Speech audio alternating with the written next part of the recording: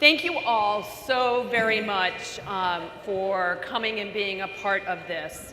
I'm going to not waste any moment by reading verbatim the rich biographical information for all of you. But I'm going to pull out some key points. And first and foremost, Robbie Hunter, the State Building Trades president since 2012, journeyman iron worker, local proud member of Local 433.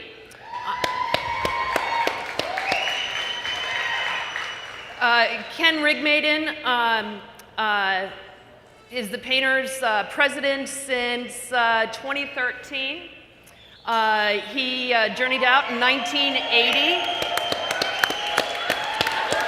and worked as a floor covering installer, and after 6 years started to get involved in the union, executive board, trustee, VP, president of the local, business manager, in a period of like 16 years, all right? So I got to say a point of privilege. 1996 is when I was recruited to come work for the Laborers International. And I was assigned the laborers representative for the National Building Trades Organizing Committee, only woman. And so my brother welcomed me.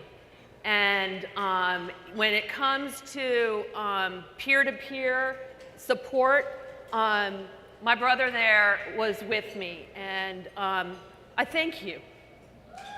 Absolutely, From the bottom of my heart. Thank you. Thank you. And Brother Walt Wise,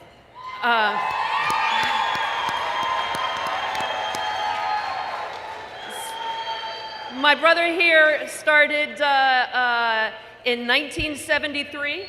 You had a 4-year apprenticeship, right?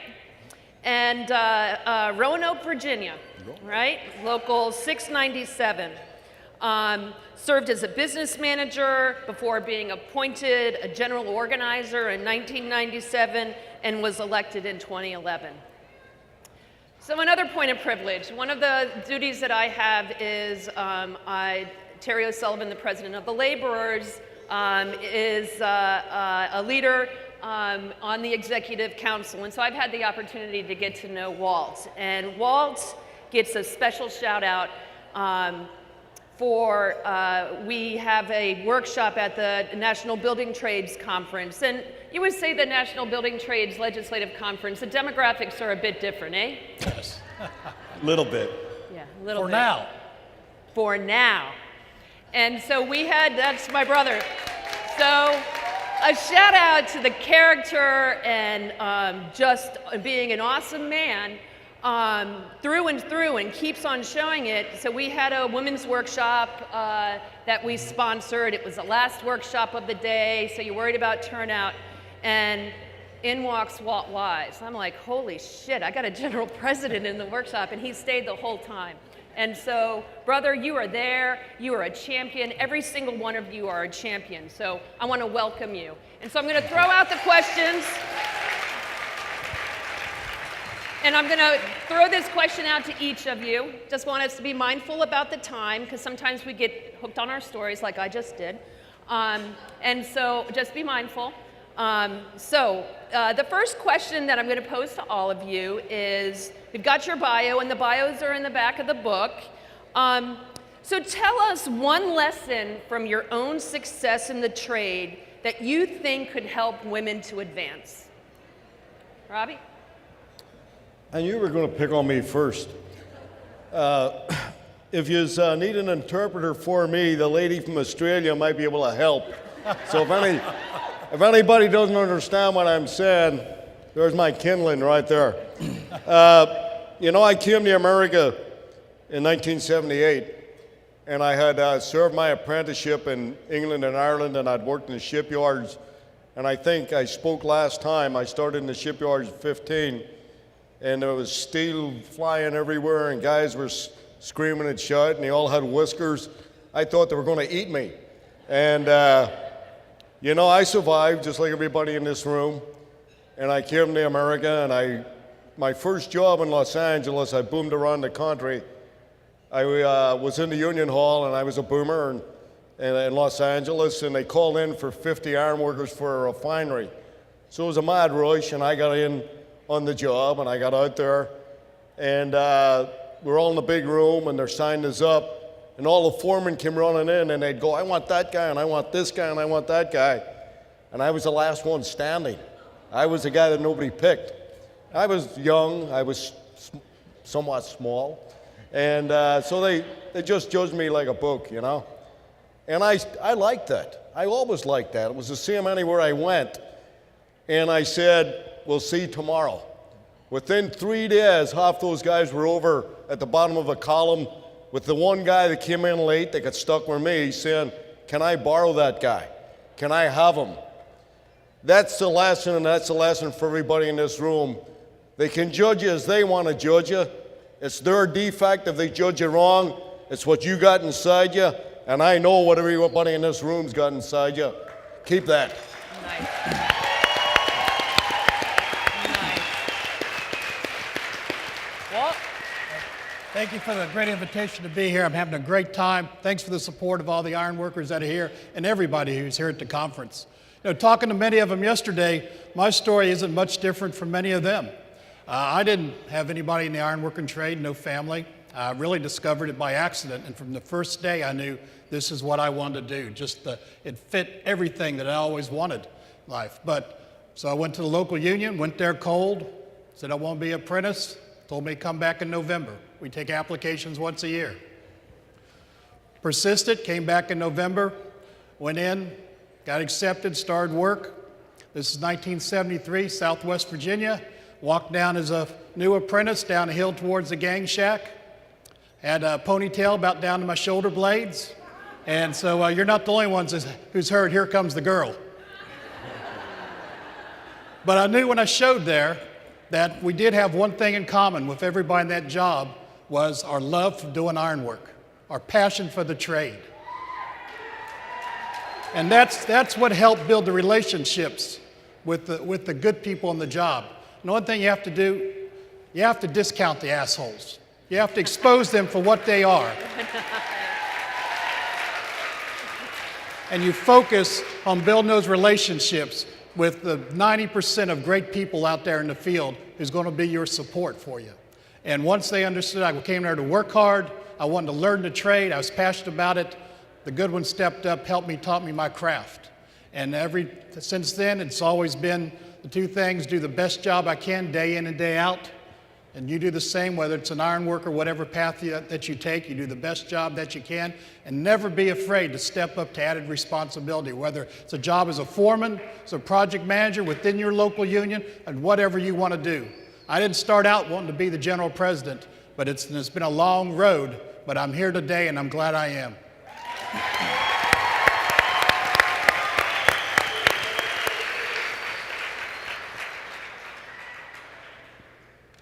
Good afternoon, painters and allied trades. Good day. Good day. So, for me, when I think about my career and I think about this audience, it's really about don't let anyone define you. Continue to learn. When I got into my apprenticeship, the apprenticeship was no different than anybody else in this room. You had your tough days. You had those, what we call gopher days.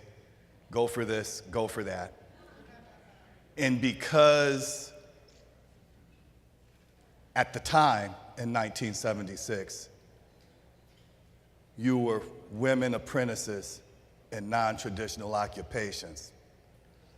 When I look at this room, I don't know if that's really the fact these days. Even though the number says 3%, that number can grow. And the reason that number can grow is because of venues like this, because of venues like the Coalition of Labor Union Women, because of venues like the Coalition of Black Trade Unionists, because of venues like the Labor Alliance for Latin American Workers, Pride at Work, Union Veterans Council. That's why that number will improve, because all those groups that I talked about are typically 50% female. And the phrase that was said earlier about a journeyman is not a matter of gender, but a matter of status. I hope that who said it doesn't mind me stealing it. That's a hell of a statement.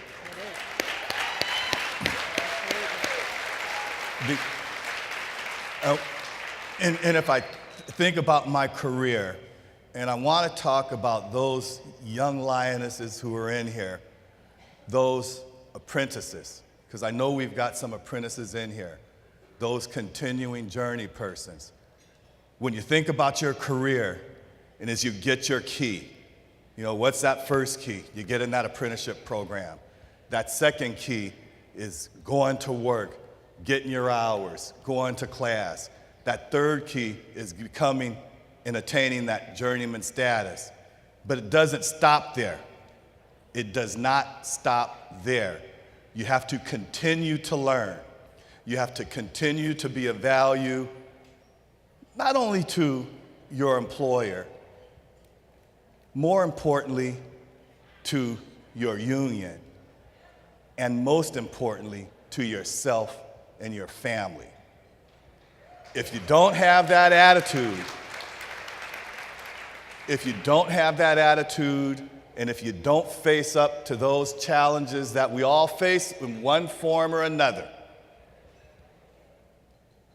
this might not be the trade for you. But that's the conversation that you have to have with yourself when you determine what your career goal is. But just think about that, those keys. So just like President Wise said, moving forward, becoming an apprentice, becoming a journey person, linking all of that connectivity, that span of connectivity, from apprenticeship, journeyman, maybe you become an instructor, maybe you become a business representative, maybe you become a business manager, for God's sakes, maybe you become the general damn president.